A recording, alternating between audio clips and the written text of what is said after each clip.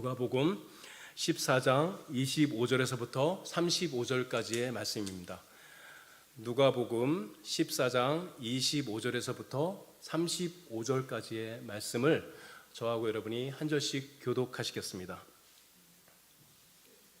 신약성경 누가복음 14장 25절에서 35절까지의 말씀입니다.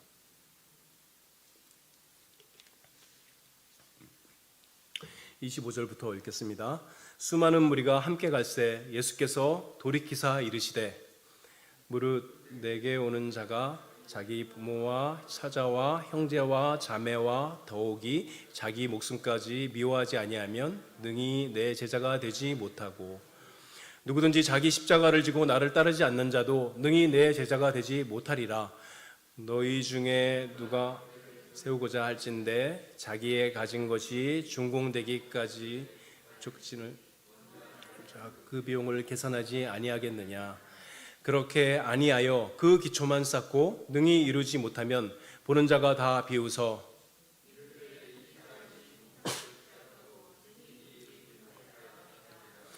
또 어떤 임금이 다른 임금과 싸우러 갈 때에 먼저 앉아 1만 명으로서 저 2만 명을 거느리고 오는 자를 대적할 수 있을까 헤아리지 아니하겠느냐. 또이면 그가 아직 멀리 있을 때에 사신을 보내어 화친을 청할지니라. 이와 같이 너희 중에 누구든지 자기의 모든 소유를 버리지 아니하면 능히 내 제자가 되지 못하리라. 소금이 좋은 것이나 소금이 많을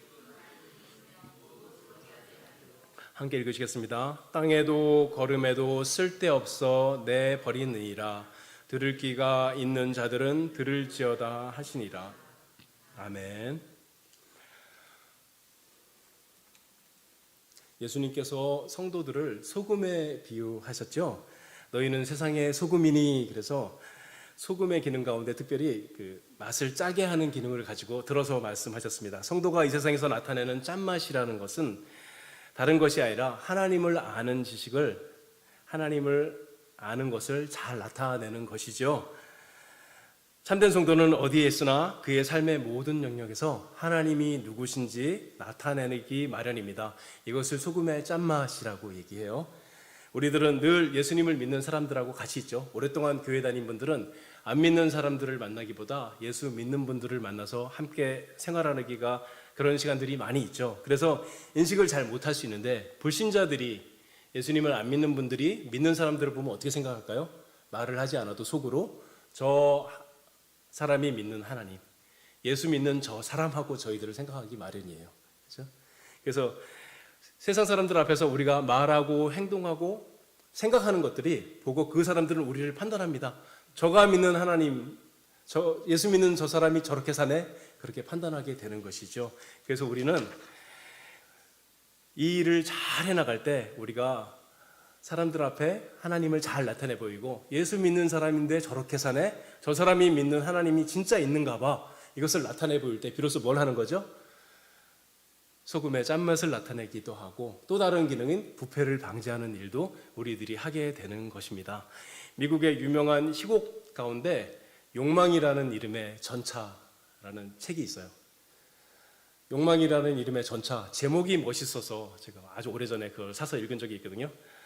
워낙 유명해서 영화로도 만들고 연극으로도 자주 하는 작품입니다. 제목처럼 욕망에 사로잡힌 인간들의 아주 정말 타락한 인간상을 잘 보여주는 그런 책이에요. 그러니까 요즘 말로 하면 막장 드라마가 책의 내용입니다. 여러분 절대 사보지 마세요. 봐서 읽을 만한 별로 가치가 있는 책은 아니에요. 이 작품을 쓴 작가는 테네시 윌리엄스라는 사람인데 제가 책을 읽어보고 봤더니 이 사람은 자기의 경험을 책으로 쓴 것 같아요. 이 사람은 평생 동안 알코올 중독과 동성애와 아주 방탕한 생활을 하다가 죽게 돼요. 어디서 발견됐냐면 호텔방에서 죽은 채로 발견되었는데 병뚜껑이 기도를 막아서 죽은 채로 발견됐어요. 그러니까 사람들이 추측하건대 입으로 병뚜껑을 따다가 그게 기도에 막혀서 죽은 거죠. 정말 무가치해 보이는 책 한 권 써놓고 그 책 내용대로 자기도 그렇게 방탕하게 살다가 죽을 때도 그렇게 허무하게 죽어버렸어요. 그렇죠? 사실 이 얘기를 하는 이유는 이 세상을 살아가는 모든 불신자들이 이런 삶을 살아가고 있어요. 정도의 차이가 있죠. 다 어떻게 살아가죠?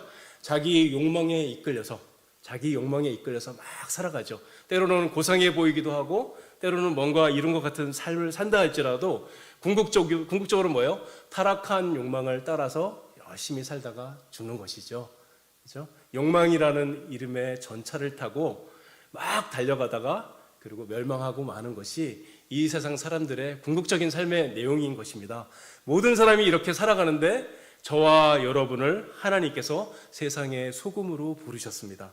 이 땅에 교회가 교회다워질수록 성도가 성도답게 살아갈수록 타락한 세상에서 어떤 일이 일어나죠? 우리가 성도답게 살아가면 욕망이라는 이름의 전차가 막 달려가다가 브레이크가 자꾸 걸리는 거죠. 우리 때문에, 성도 때문에. 그렇죠? 부패의 속도가 줄어들고 멸망으로 치닫던 죄인들이 구원의 은총과 진리의 빛을 조금이라도 맛볼 수 있게 되는 것이죠. 이렇게 살아가는 것이 바로 소금 노릇하면서 살아가는 것입니다. 어떻게 하면 이 소금 노릇을 제대로 하면서 살아갈 수 있을까요? 오늘 읽은 누가복음 14장 25절에서부터 35절은 제자도에 대한 유명한 말씀입니다. 예수님께서 주님을 따르는 제자들이 마땅히 따라야 할 도리에 대해서 설명해 주고 있죠. 첫 번째 26절에서 부모나 처자나 형제나 자매보다 주님을 더 사랑해야 한다고 말합니다. 그리고 두 번째로 27절에서 자기 십자가를 지고 주님을 따를 것이라고 말하죠. 그리고 세 번째로 두 가지 비유를 말씀하십니다. 어떤 사람이 전쟁을 나가려고 하는데 망대를 건축하는데 건축에 들어갈 비용을 계산하지 않겠느냐. 그리고 임금이 다른 임금을 만나서 전쟁을 하려고 하는데 2만 명의 군대를 데리고 오는데 1만 명의 군대로 함께 나가서 어떻게 싸울 건지 계획을 짜지 않겠느냐. 마찬가지로 예수님께서 전쟁하러 나가는 임금이신데 망대를 건축하려고 하는데 그리고 병사를 모으셔서 함께 나가신다는 것입니다. 내가 망대를 건축하고 병사를 모아서 함께 나가는데 누구랑 나갈 것 같으냐? 망대를 세울 때 누구랑 같이 나가시고 전쟁터에 나가시는데 우리 예수님께서 누구와 같이 나가시겠습니까? 카르타고의 한니발이라는 유명한 장군이 있죠. 이 사람은 알프스 산을 넘어가서 로마 군대와 싸워서 승리한 그런 아주 탁월한 명장입니다. 그 당시 최고의 군대였던 로마를 무찔렀어요. 이 사람이 어떻게 했냐면 군대를 다 불러 모읍니다. 군대를 불러 모고 혹시 이 가운데 겁이 나거나 용기가 없는 사람은 얘기해라. 내가 봐주겠다.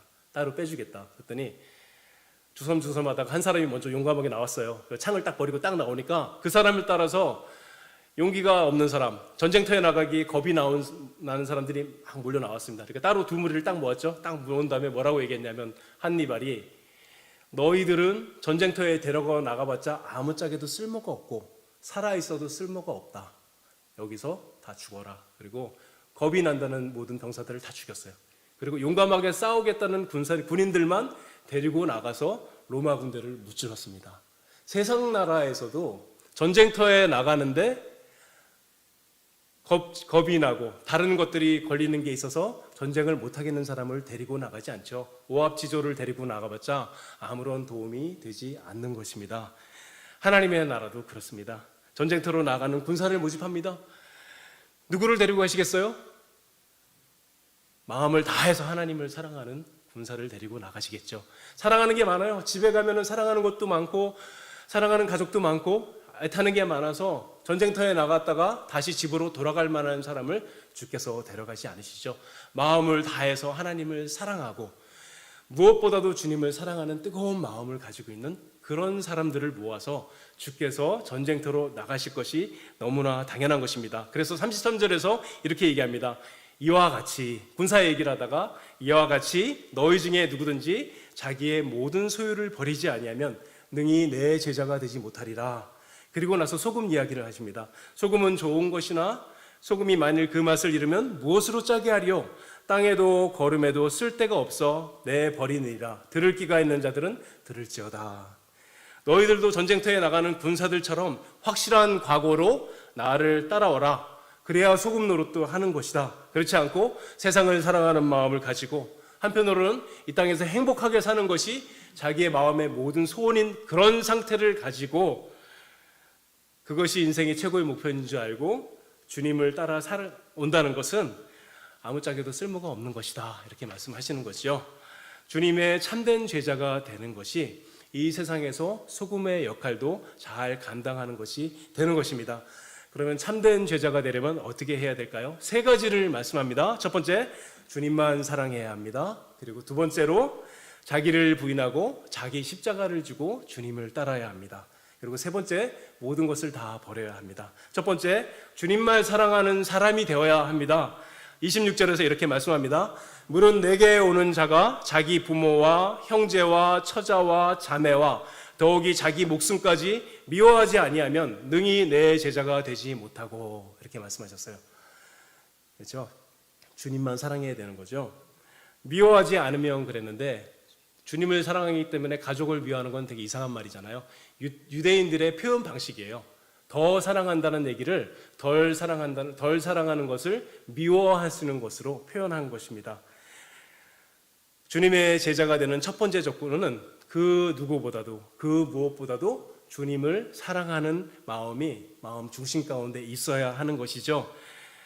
우리가 사랑하는 것들이 많이 있는데 정도가 다 다르죠. 가족을 사랑하고 부모님을 사랑하고 자녀를 사랑하고 또 친구를 사랑하고, 그렇죠? 교회 와서 성도들을 사랑합니다. 또 그리고 동물을 사랑하죠. 강아지나 고양이를 많이 사랑하는데 이 사랑에는 다 정도가 달라요. 하나님께서 누구를 가장 많이 사랑하기 원하실까요? 가족을 가장 많이 사랑하기 원하세요. 하나님께서 우리에게 가족으로 허락해 주신 사람은 이 땅을 살아가는 동안에 그 사람이 못났건 잘났건 예수를 믿건 아니건 상관없이 사랑으로 섬기라고 주신 사람이에요. 첫 번째로 우리들이 가족을 가장 많이 사랑해야 됩니다. 그 다음에 누구를 사랑하면 될까요? 그 다음으로 함께 신앙생활을 하는 성도를 뜨겁게 사랑해야 돼요. 그렇죠? 그 다음으로 누구를 사랑할까요? 세상에서 만나는 친구들, 많은 이웃들을 또 사랑해야죠. 이렇게 사랑의 정도가 조금씩 달라요. 그런데 이 모든 것들보다 이 모든 것들 위에 가장 탁월하게 주님을 사랑하는 사람이어야 된다고 말씀하고 있는 것입니다. 그렇죠?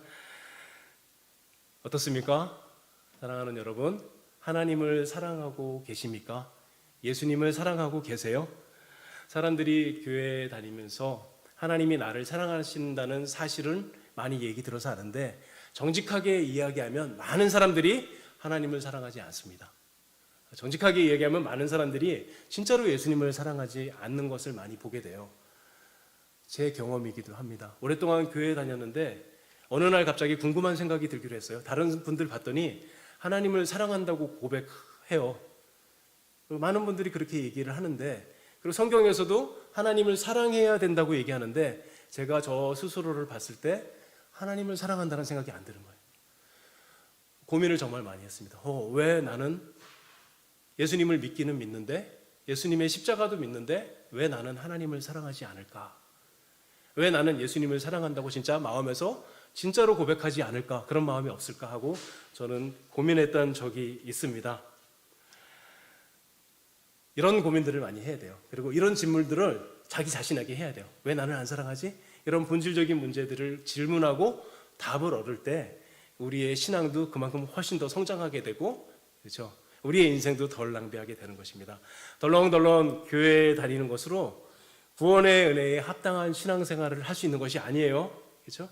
우리의 행복을 위해서 있는 것이 아니라, 우리에게 하나님께서 구원의 은혜를 주신 것은 하나님을 사랑하는 자를 만들기 위해서입니다. 기독교 신앙은 내가 더 행복해지냐 마냐의 싸움이 아니라 누가 하나님을 더 사랑하냐의 싸움인 것이죠. 내가 하나님을 사랑하는가 아닌가, 그것이 기독교의 본질입니다.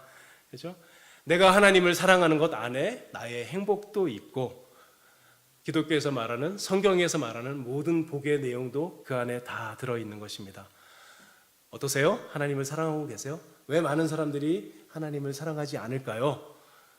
이유는 구원을 받지 못해서가 아니라 하나님을 사랑할 만큼 그 사람의 신앙이 성장하지 않았기 때문이에요. 하나님을 뜨겁게 사랑할 만큼 그 사람의 신앙이 성장하지 않고 어린 아이와 같은 신앙으로 멈춰 있기 때문에 구원의 은혜를 알기는 하지만 하나님을 사랑한다는 진실한 고백과 그 고백에 걸맞는 삶이 나오지 않는 것입니다. 어떻게 해야 될까요? 하나님을 사랑하는 뜨거운 신자, 아름다운 신자가 되기 위해서 노력해야 됩니다. 하나님, 저도 하나님을 사랑한다고 고백하는 성도가 되게 도와주시옵소서. 저도 그만큼 성장한 사람이 되게 하여 주시옵소서 하고 기도해야 돼요. 그렇죠? 어떻게 하면 될까요? 은혜에 잠깐 들어갔다가 나와서 죄짓고 살고 그걸 계속 반복하면 성장할 기회가 없죠. 그게 아니라 은혜 가운데 푹 들어가서 은혜 안에 젖어 있어야 신앙이 쑥쑥 성장해서 저도 주님을 사랑합니다 하고 진실하게 고백하는 그런 성도로 성장하게 되는 것입니다. 우리 모두 다 그렇게 했으면 좋겠습니다. 무슨 소원이 있습니까? 어떤 소원이 있습니까? 어떤 급한 기도의 제목의 내용이 있습니까? 다 내려놓고 하나님, 제가 하나님을 사랑하지 않는 것을 용서해 주시고 불쌍히 여겨 주시옵소서. 저는 주님을 사랑하고 싶습니다 하고 고백했으면 좋겠습니다. 이런 사랑은 다른 종교에 없어요. 오직 기독교에만 하나님을 사랑한다는 신앙 고백이 있습니다. 왜냐하면 기독교가 진짜이기 때문에 그래요. 우리 모두 그런 사람들로 변화돼서 첫 번째 제자의 조건처럼 제가 주님만 사랑합니다 하고 진실하게 고백하는 그런 성도들로 변화되었으면 좋겠습니다. 두 번째, 자기를 부인하고 자기 십자가를 지고 주님을 따라야 제자가 됩니다. 오늘 읽은 말씀에는 자기를 부인한다는 내용은 나오지 않았는데 9장 23절에 보면 이렇게 되어 있어요. 또 무리에게 이르시되 아무든지 나를 따라오려거든 자기를 부인하고 날마다 제 십자가를 지고 나를 따를 것이니라 그랬습니다. 십자가를 지는 것에는 늘 자기 부인이 따르게 되죠. 자기 부인이 무엇인지 아시죠? My wife 아니죠? 자기 부인이란 말은 쉬운 말로 하면 자기를 부인한다는 것은 주님 앞에서 저는 무능하고 무가치한 존재입니다 하고 자기 존재의식을 가지고 있는 것을 말해요. 다시 한번요. 자기를 부인한다는 것은 주님 앞에서 저는 무능하고 무가치하고 아무것도 아닌 존재입니다. 이렇게 자기의 신앙을 고백하면서 사는 사람이 자기를 부인하면서 사는 사람이에요. 그래 이제 뭐가 안 나올까요? 자기 부인의 반대인 자기 자랑이 안 나오는 것이죠. 그렇죠? 내가 했다는 그런 주장이 자기 부인을 하는 사람 안에서는 나타나지 않는 것입니다. 저는 무능하고 무익한 종이오니 이 작은 일을 할 때도 성령 하나님을 의지해서 합니다. 주님 저를 불쌍히 여겨주시옵소서. 이렇게 진실하게 생각하고 교회에서 섬기고 자기의 일을 감당하는 사람이 다른 사람들 앞에 나가서 자기가 잘했다고, 자기가 무슨 상 받을 일을 했다고 자랑하지 않는다고요. 이제부터 우리는 두 가지를 해야 됩니다. 아무것도 자랑하지 않는 사람이 되어야 돼요. 자기를 부인하는 게 아니에요. 자기를 부인하는 사람은 도무지 아무것도 자랑하지 않으려고 노력해야 됩니다.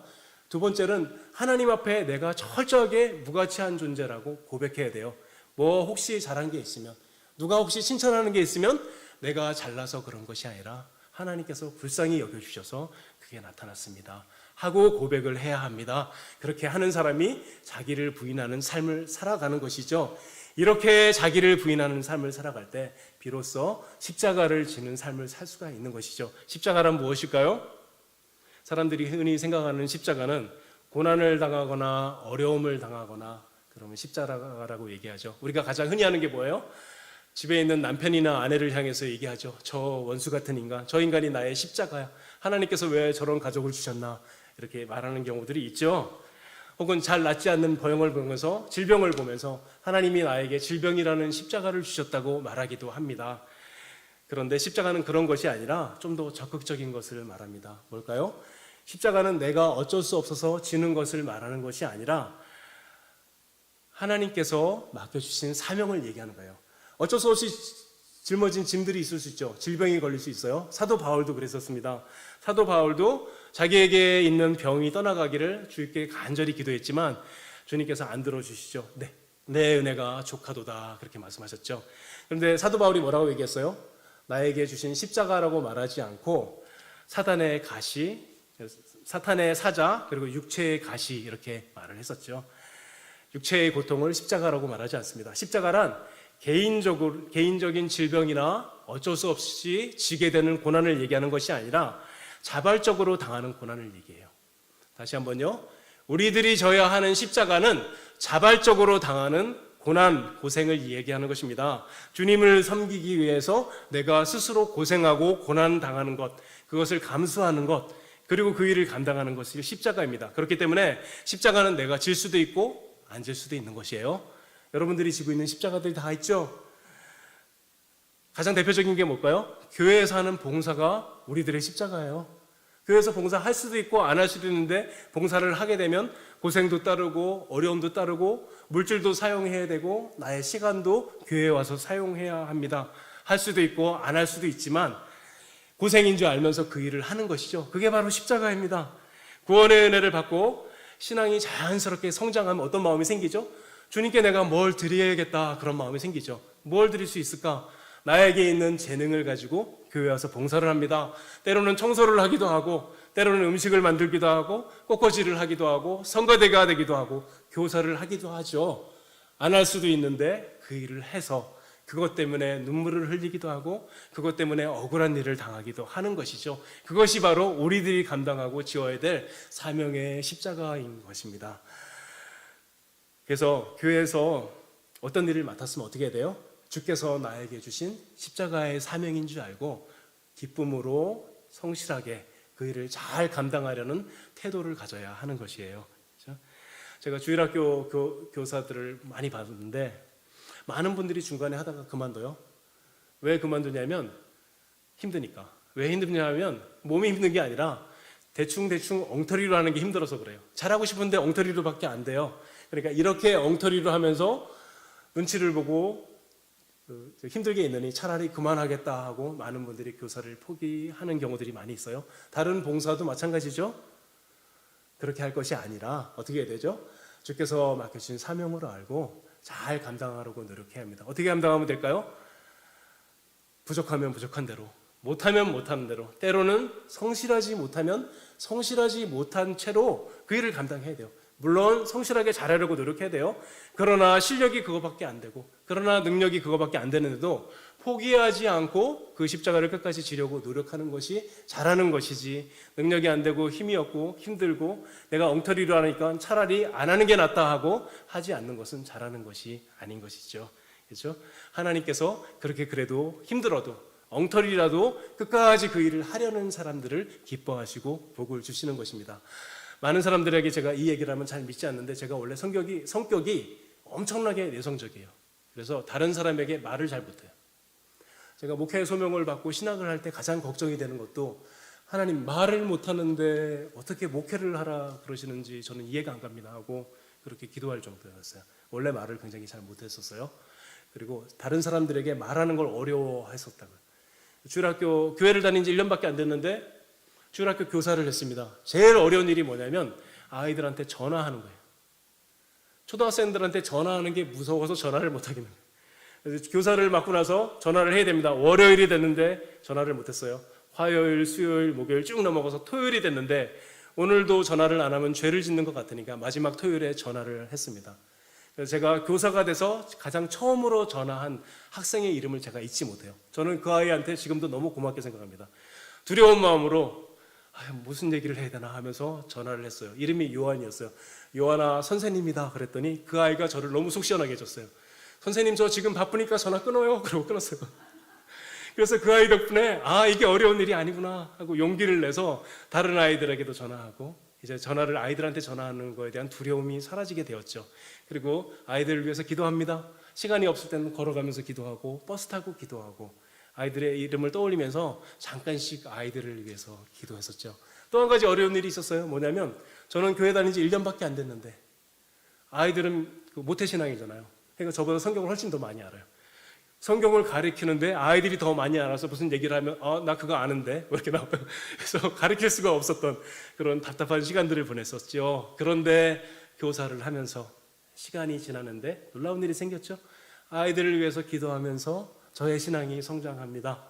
못할 것 같은데 해나가면서 사람이 얼마나 귀한지 알게 되고 하나님이 나를 얼마나 사랑하시는지 알게 되고, 그리고 더 시간이 지났더니 그 바람에 내가 성장했구나, 그 사실을 깨달아 알게 된 것이죠. 그렇죠?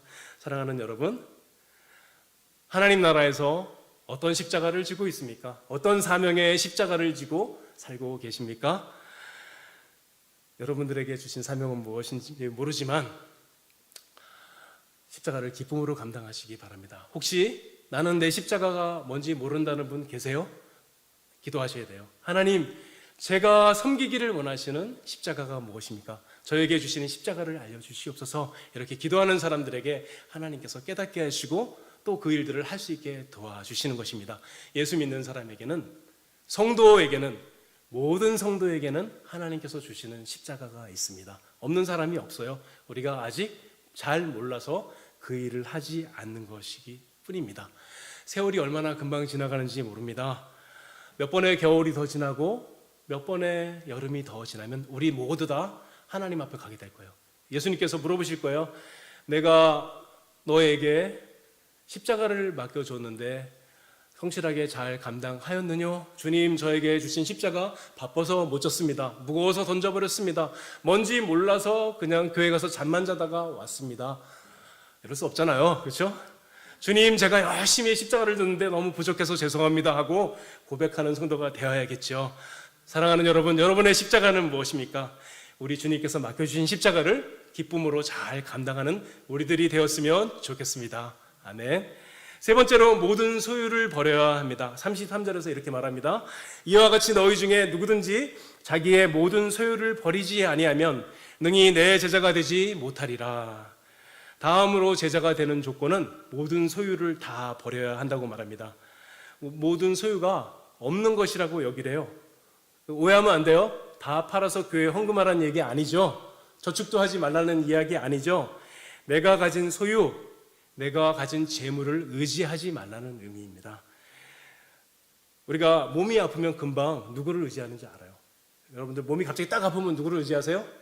병원이 먼저 생각납니까? 타이레놀이 먼저 생각나요? 어른들이 드시는 뭐죠? 판코레이가 먼저 생각나세요? 뭐가 생각나세요?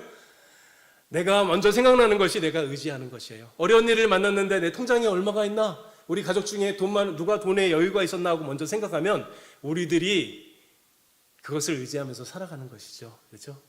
주님께서는 그렇게 하지 말라고 말씀합니다.